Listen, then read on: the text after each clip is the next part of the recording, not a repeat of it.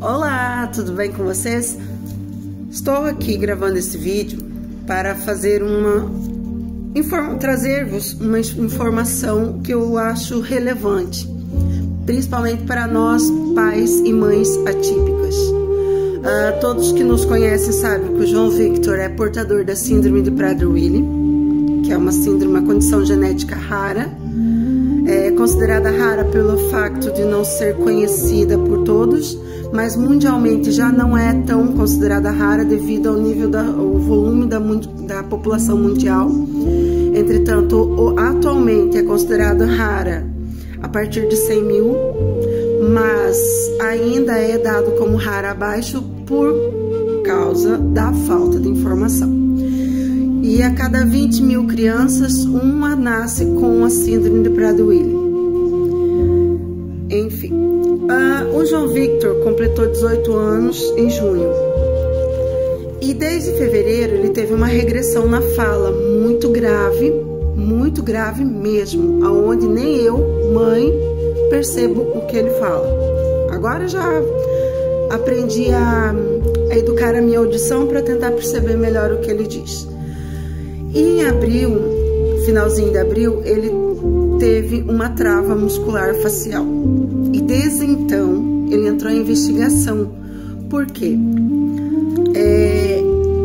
Na síndrome Prader-Willi, nas crianças que eu convivo e que eu conheço, nós não temos nenhum caso semelhante ao do João.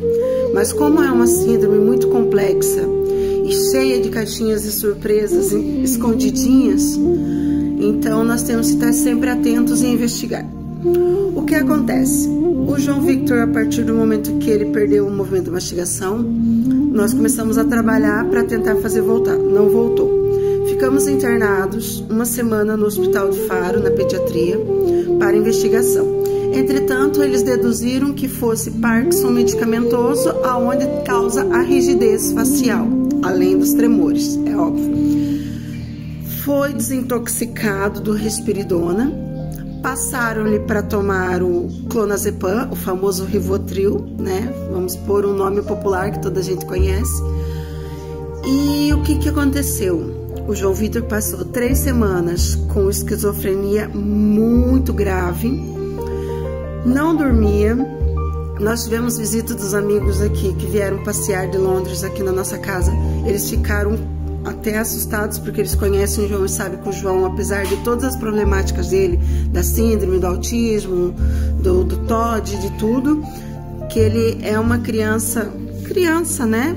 Apesar dos 18 anos, muito fácil de trabalhar, muito fácil de conviver, é uma criança amável e assim, ele é apaixonado por esses amigos nossos. E ele acabou que não curtiu muito a visita, porque ele estava alucinando, ele falava 24 horas por dia, literalmente, porque todos os pensamentos dele eram postos para fora. Ele estava com os olhos negros já de não conseguir dormir. E eu contactei a pedopsiquiatra e pedi para ela que, se fosse para ele ficar sem mastigar e alucinar, eu preferia que ele pelo menos descansasse. E voltamos ao risperidona. E então a endocrinologista, a doutora Brígida Robalo, que aquilo ali não é uma médica, é um anjo. Nós que temos os nossos filhos com ela, sabemos que ela é um anjo na nossa vida, principalmente dos PWs, né, das Prader-Willi. Imediatamente, quando falamos por telefone, ela estava ao pé do neurologista, cujo atualmente é o único no Santa Maria, da pediatria, e mesmo assim, ele encaixou o João e em uma semana nós fomos para consulta. Ele pediu o eletroencefalograma, pediu a ressonância e para descartar, fez os exames, né, de comandos, a anamnese que a gente faz, ergue o braço, mexe aqui, vira para ali, e disse que aparentemente não tem nada neural, aparentemente. Expliquei-lhe as situações, os meus receios, e ele me mandou fazer. Semana passada nós fizemos o eletro, mas ainda não saiu o resultado oficial da leitura do eletro. Mas ontem tivemos a consulta com o neuro e ele disse que aparentemente o eletroencefalo está ok, graças a Deus.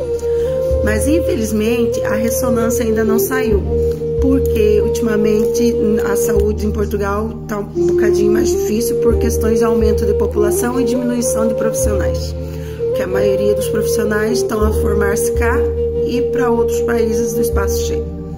E infelizmente devido à não estimulação salarial, né?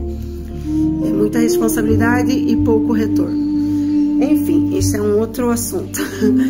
E ontem o doutor disse que ele acha que é mais comportamental, por medos, mas não descarta a probabilidade de ele ter tido micro, que não se nota, que só se vê na ressonância, lesões cerebrais. E numa dessa micro pode ter retirado essa informação do movimento. Porque se manda o João abrir a boca, ele fecha, ele cerra, fala, abre, e força, faz uma força excomunal. Ele disse que para descartar todas as probabilidades e investigar a fundo, ele pediu 2 exames, cujo eu nunca tinha ouvido falar, mas é bom vocês saberem para estarem informados. Ele pediu o exame do anti-acetilcolina, tá? Que são anticorpos que atacam receptores da acetilcolina na junção neuromuscular. Eu apontei porque é informação nova, então eu ainda não memorizei tudo. Eu cheguei ontem à noite. E pedi ajuda aos universitários, a madrinha do João. Então, ele é usado para diagnosticar e monitoramento da niestemina graves, que é uma doença autoimune que causa fraqueza muscular, onde existem anticorpos ligantes e modulares que ligam ao receptor. E, independente da ação da acetilcolina, ele causa sua degradação repetitivamente. E em caso negativo deste exame da acetilcolina, ele pediu anti-MuSK, que é um exame que vai secundário para a mesma doença autoimune da perda muscular, né? Então, ele vai investigar com esses 2 exames para descartar. E se der positivo, o tratamento é feito com drogas imunossupressoras, desculpa. E o anti-MuSK, que eu nunca tinha ouvido falar também, ele vai para pesquisar e tratar o relacionado aos exames que não foram diagnosticados no miastenina do acetilcolina. Perdão. E eu tô brincando pra deixar um pouco mais leve, porque só quem vive no dia a dia sabe o peso psicológico que isto causa. Entretanto, ele vai fazer os exames, não é? Porque se for autoimune, causa essa fraqueza muscular, e ele ajuda a confirmar o diagnóstico nos pacientes que não têm anticorpos da acetilcolina. Me ajuda a memorizar, porque meu cérebro ainda não se adaptou às novas informações. E quem me conhece sabe que eu gosto de investigar tudo, mesmo que dê negativo os resultados, para estar ciente do que possa acontecer e também para ajudar outras crianças que possam estar a passar pela mesma situação. Como madrinha aqui no Algarve da SPW, eu acho que eu tenho a responsabilidade de trazer-vos informações adequadas. Por mais que eu não saiba falar algumas palavras ainda. Então, e a partir desse diagnóstico, aí então, se der positivo a esses anticorpos que prejudicam a sustentação muscular facial, que costuma dar em jovens e em mulheres, em média 50%, jovens e mulheres, no caso, jovem, né? É tratado com os imunossupressores e com terapias adequadas específicas, rituximab, nunca ouvi falar.